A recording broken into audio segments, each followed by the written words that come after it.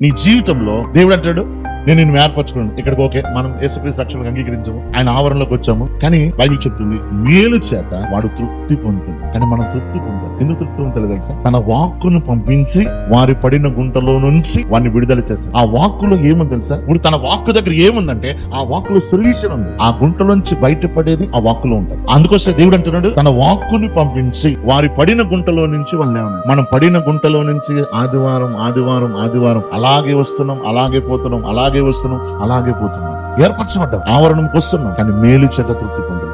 ఎందుకు తృప్తి పొందలేదంటే తను పంపించిన వాక్యాన్ని నువ్వు స్వీకరిస్తలేదు. ఎప్పుడైనా గుర్తుపెడతావు, అల్టిమేట్ దేవుడు నీకేమివ్వడు, వాక్యం ఇస్తాడు. ఆ వాక్యమే నిన్ను తీసుకెళ్ళేది, ఆ వాక్యమే నీ జీవితాన్ని సక్సెస్ఫుల్ చేసేది, నీ జీవితాన్ని సాటిస్ఫై చేసేది ఏంటంటే ఆ వాక్యం. కానీ చర్చ్ కొన్ని సంవత్సరాల నుంచి వస్తున్నాం పోతున్నాం వస్తున్నాం పోతున్నాం వస్తున్నాం పోతున్నాం, సంవత్సరాలు సంవత్సరాలు సంవత్సరాలు గడిచిపోతున్నాయి. నీ క్రైస్తవ జీవితం బాప్తిసం తీసుకున్న తర్వాత ఏంటని టెస్ట్ ఉన్నట్టు ఏం చెప్తా చెప్పు? ఏంటి నీకు దేవుడు చేసిన మేలు ఏంటి? రీజన్ ఏంటో తెలుసా? ఆ వాక్యాన్ని మన హృదయంలో తీసుకెళ్తా. అందుకోసం వీఆర్ మిస్సింగ్. మనం మేలు చేత తృప్తి పొందాలి.